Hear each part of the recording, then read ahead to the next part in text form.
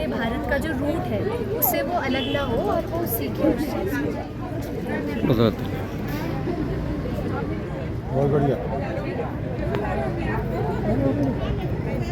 भाषा है संस्कृत, उसको जैसे भूल रहे हैं, तो यहाँ पर माध्यमों से शुद्ध वेद मंत्रोच्चारण सिखाते हैं।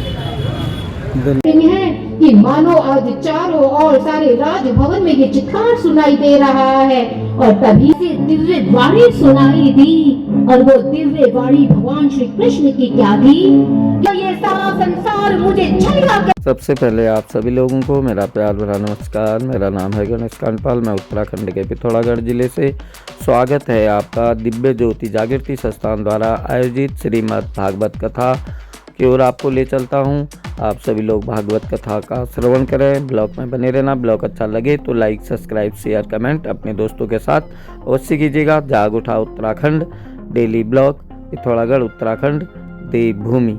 जय माता दी। आप जो है ब्लॉग में बने रहिए। धन्यवाद दोस्तों। जो आपने कल ब्लॉग देखा उससे आगे का भाग मैं आपको दिखाने जा रहा हूँ। आप ब्लॉग में बने रहिए और भागवत कथा का श्रवण कर पुण्य की भागी बनिए।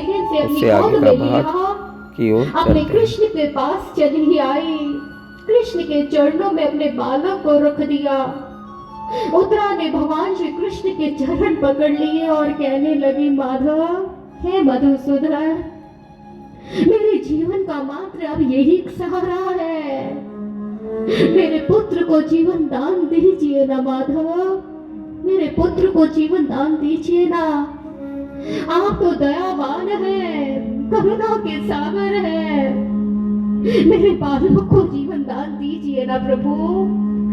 आज उत्तरा की प्रभु ने इस करुण पुकार को सुना। उसकी वेदना को भगवान श्री कृष्ण देख रहे हैं और कहते हैं, उस भरी कक्ष में आज भगवान द्वारिकाधीश मानो उनका एक ऐसा स्वर गूंजा, उनकी ऐसी दिव्य वाणी सुनाई दी और वो दिव्य वाणी भगवान श्री कृष्ण की क्या थी कि मैं द्वारिकाधीश, आज ये वचन जो मैंने दिया है कि उत्तरा के बालक को जीवन दान मैं दूंगा, तो मैं द्वारिकाधीश जो आज ये कहता हूँ कि मैं, जिसे ये सारा संसार रण छोड़ कहता आया है, लेकिन ये द्वारिकाधीश जिसने कभी भी किसी युद्ध में मुख ना मोड़ा हो, तो मेरे इस शक्ति के प्रभाव से उत्तरा का बालक जीवित हो जाए। यूं तो ये सारा संसार मुझे छैया कहकर पुकारता है, लेकिन मैंने बाल्यकाल में भी कोई अगर ऐसा कर्म ना किया हो तो इस सत्य के प्रभाव से उत्तरा का बालक जीवित हो जाए। यूं तो मैंने अर्जुन के प्रति कभी कोई अन्याय नहीं किया है, और अगर ये सत्य है तो इस सत्य के प्रभाव से उत्तरा का बालक जीवित हो जाए। मैंने कंस केशी का वध धर्म अनुसार किया है, इस शक्ति के प्रभाव से उत्तरा का बालक जीवित हो जाए। मुझे धर्म कर्म अति प्रिय है, इस सत्य के प्रभाव से ये उत्तरा का बालक जीवित हो जाए। और कहते हैं, जब प्रभु ने ऐसा दिव्य उद्घोष, प्रभु की ऐसी दिव्य वाणी मानो सारे कक्ष में गूंजी, तो क्या हुआ? देखते ही देखते वो बालक जो प्रभु के चरणों में है कि आज मानो उसके शरीर के अंग हिलने लगे, उसके भीतर चैतन्य शक्ति का संचार हुआ और वो बालक मानो क्रंदन कर उठा। वो बालक के भीतर प्रभु ने शक्ति का संचार कर दिया और जैसे ही आज उस बालक ने अपने नेत्रों को खोला तो भगवान श्री कृष्ण के चरणों में वो नन्हा सा बालक आज भगवान श्री कृष्ण को निहार रहा है। और भगवान श्री कृष्ण जिनके चेहरे पर भुवन मोहिनी मुस्कान है, आज सभी ने देखा, जब सभी ने आज भगवान श्री कृष्ण की इस दया, इस कृपा को देखा, सारे भगवान द्वारिकाधीश की जय जयकार करने लगे। प्रभु ने उस नन्हे से बालक को आज अपने हाथों में लिया और नन्हे से बालक को निहार रहे हैं और प्रभु ने उस बालक का नाम रखा।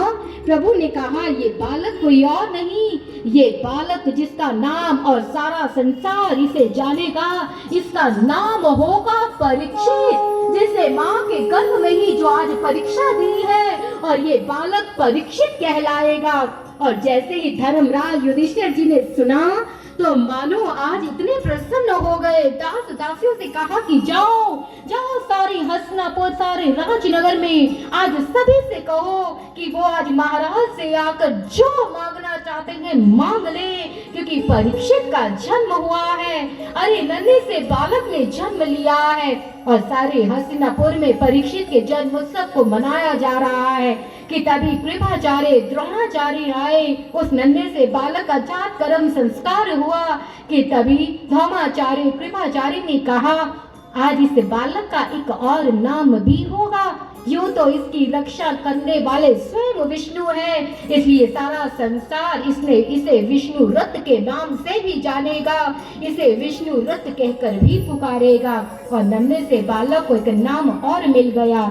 और इधर जब राजा परीक्षित का जन्म हुआ है, और सचमुच यही वो राजा परीक्षित है जो इस संपूर्ण भागवत महापुराण के महानायक है।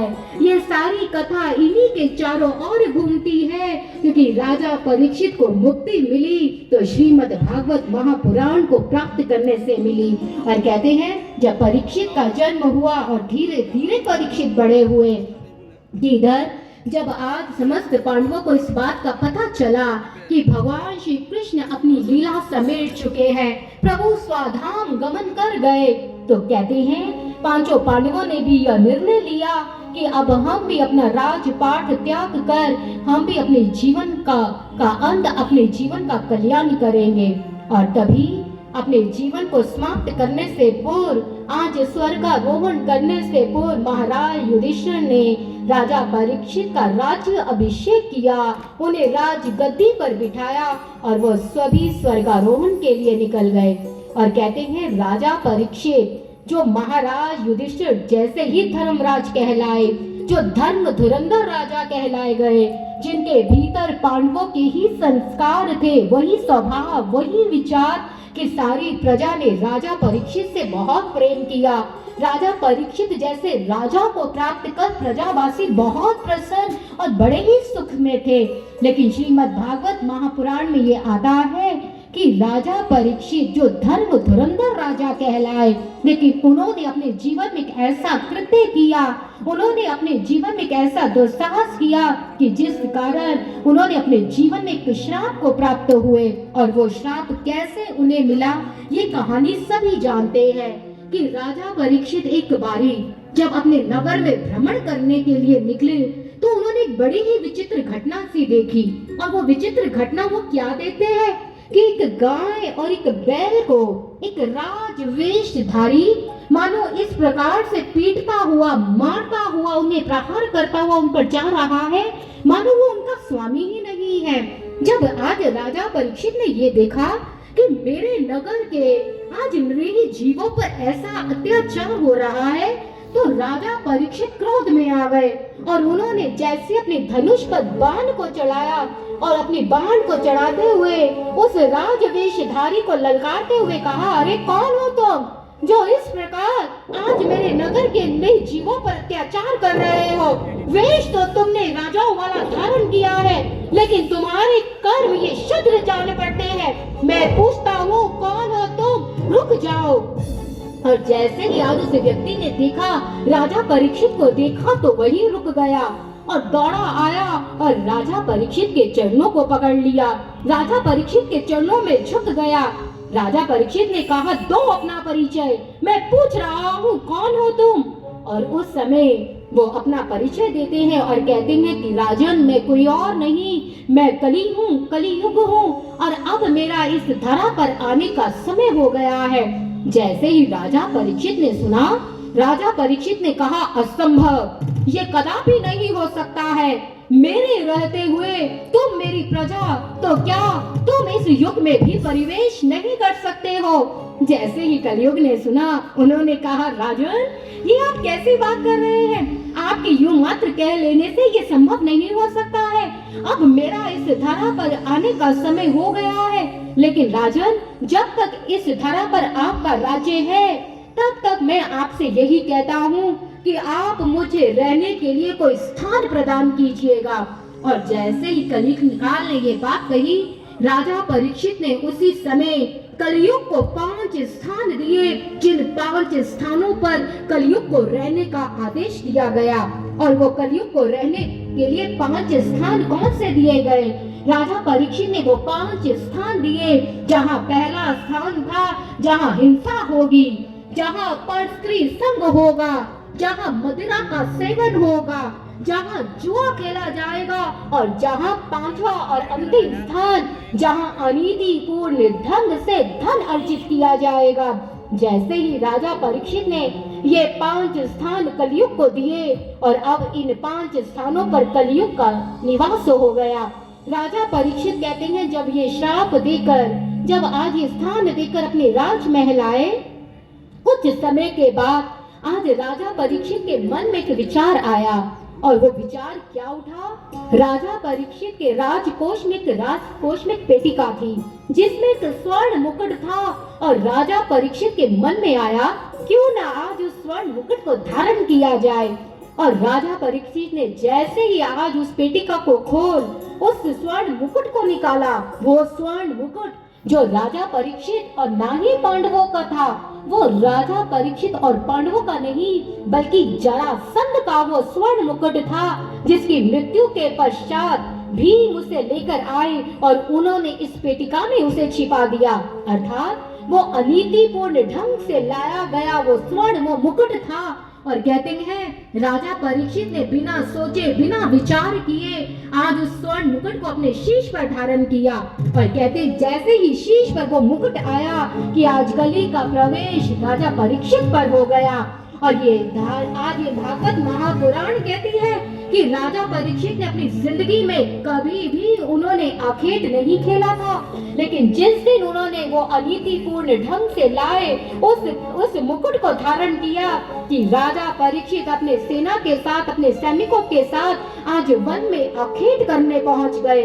और उन्होंने आज इतने निर्दोष जीवों की हत्या कर डाली कि जिसका मान राजा परीक्षित को भी नहीं रहा कि वो क्या कर रहे हैं। और कहते हैं कली ऐसा प्रभाव राजा परीक्षित के मस्तक पर बैठा है, कलयुग का ऐसा प्रभाव कि आज उनके सोचने समझने की शक्ति को क्षीण किया।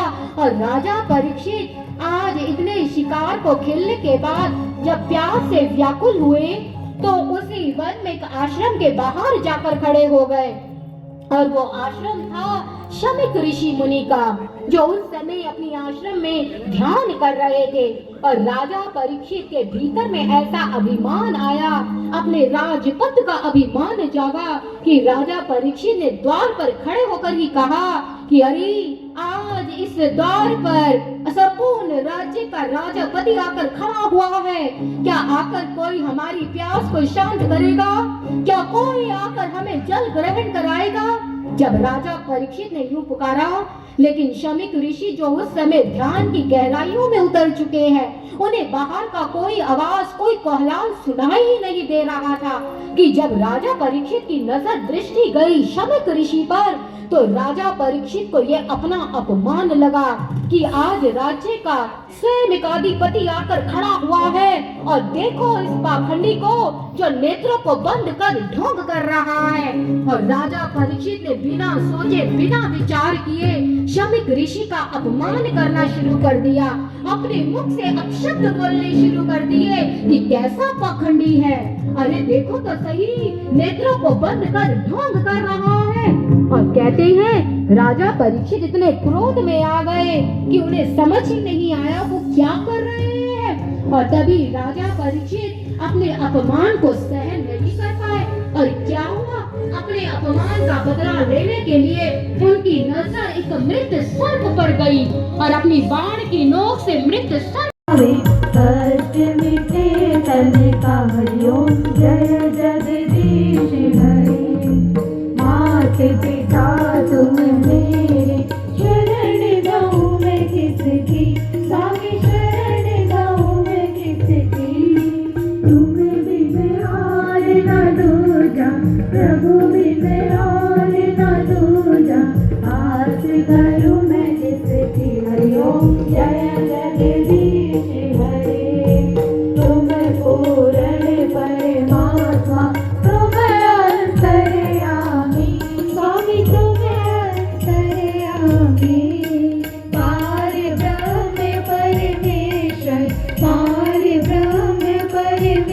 तुम सबके स्वामी हरिओम जय जगदीश हरे तुम करुणा के सागर तुम पालन करता स्वामी तुम रक्षा करता मैं मूरख भजकामी मैं सेवक तुम स्वामी कृपा करो भरता हरिओम जय जगदीश हरे तुम हो एक अगोचर सबके प्राणपति स्वामी सबके प्राणपति इस विधि मिला दया में इस विधि मिला दया में तुमको मैं कुमति हरिओम जय जगदीश हरे दीन बंधु दुख हरता ठाकुर तुम मेरे स्वामी रक्षक प्रभु मेरे अपने हाथ उठाओ अपनी शरण लगाओ द्वार पर मैं तेरे हरिओम जय जगदीश हरे विषय विकार मिटाओ पाप हरो देवा स्वामी कष्ट हरो देवा श्रद्धा भक्ति बढ़ाओ श्रद्धा प्रेम बढ़ाओ संतन की सेवा हरिओम जय जगदीश हरे तन मन धन जो कुछ है सब कुछ है तेरा स्वामी सब कुछ है तेरा तेरा तुझको अर्पण प्रभु का प्रभु जी को अर्पण क्या लागे मेरा हरिओम जय जगदीश हरे श्याम सुंदर जी की याद जो कोई डरेगा मनवांचित फल पावे हरिओम जय जगदीश हरे हरिओम जय जगदीश हरे स्वामी जय जगदीश हरे भक्त जनों के संकट दास जनों के अवगुण बच्ची वाला दूर करे हरिओम जय जगदीश हरे जय जगदीश हरे हरिओम जय जगदीश हरे कर्पूर गौरम करुणावतारम संसार सारम भुजगेन्द्रहारम सदा वसंतम हृदयारविन्दे भवं भवानी सहितं नमामि त्वमेव माता च पिता त्वमेव बन्धु च सखा त्वमेव विद्या धनं त्वमेव सर्वं मम देव देव त्वमेव मम देव देव त्वमेव सर्वं मम देव देव ॐ यज्ञेन यज्ञमय जन्त देवास्तां धर्माणि प्रथमान्यासन्ना देहना कं महिमानः सचन्त यत्र पूर्वे साध्याः सन्ति देवाः हरिः वो तत्पुरुषाय विद्महे महादेवाय धीमहि तन्नो रुद्रः प्रचोदयात् हरिः वो तत्पुरुषाय विद्महे वासु का भला करो भगवान सबका सब विधि हो कल्याण सबका भला करो भगवान सबका सब विधि हो कल्याण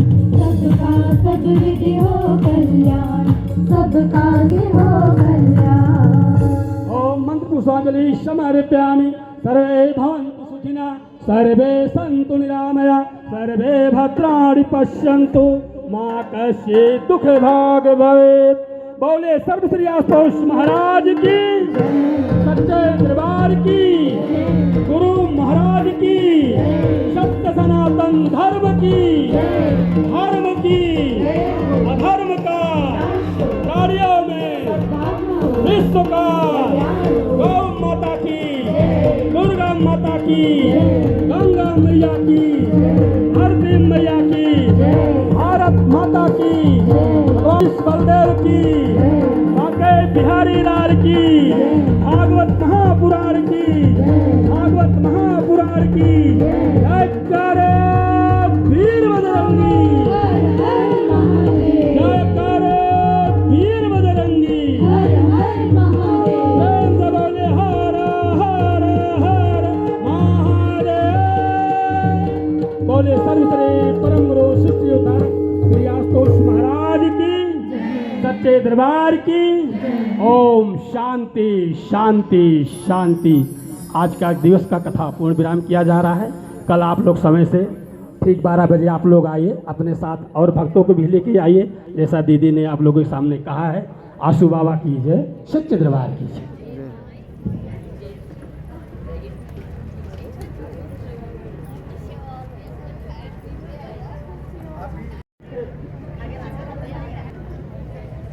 मंथन प्रोजेक्ट है जिसमें अभावग्रस्त बच्चे होते हैं तो उनके लिए ही मंथन प्रकल्प चलाया गया है।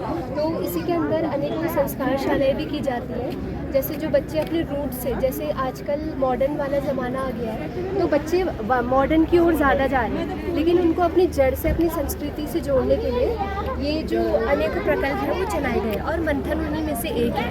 तो संस्कार शालाओं में भी वही चीज़ें बच्चों को सिखाई जाती है कि वे अपनी संस्कृति और अपने भारत का जो रूट है उससे वो अलग ना हो और वो सीखें उस चीज़ को।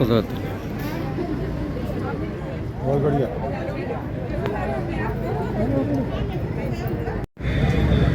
ये जो आप प्रोजेक्ट देख रहे हैं ये दिव्य ज्योति वेद मंदिर के अंतर्गत, जो कि दिव्य ज्योति जागृति संस्थान के ही संस्थापक सर्वश्री आशुतोष महाराज जी द्वारा संचालित है।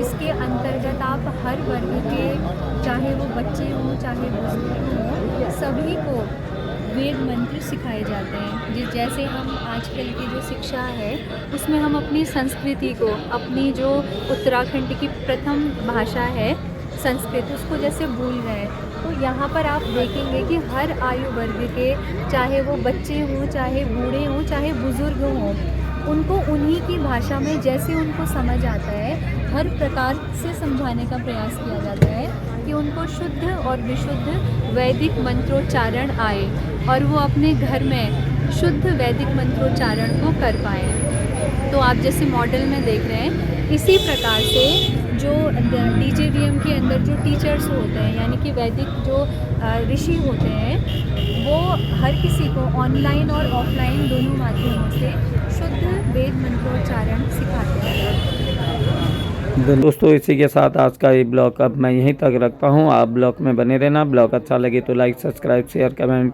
अपने दोस्तों के साथ अवश्य कीजिएगा। जाग उठा उत्तराखंड डेली ब्लॉग दोस्तों, ये श्रीमद् भागवत कथा दिव्य ज्योति जागृति संस्थान द्वारा जो है यहाँ पर आयोजित किया गया है। बहुत ही भव्य जो है भागवत कथा का आयोजन हो रहा है। आप ब्लॉग में बने रहना और ब्लॉग अच्छा लगने पर लाइक, सब्सक्राइब, शेयर अवश्य करना। धन्यवाद। जय माता दी, जय भारत, जय उत्तराखंड।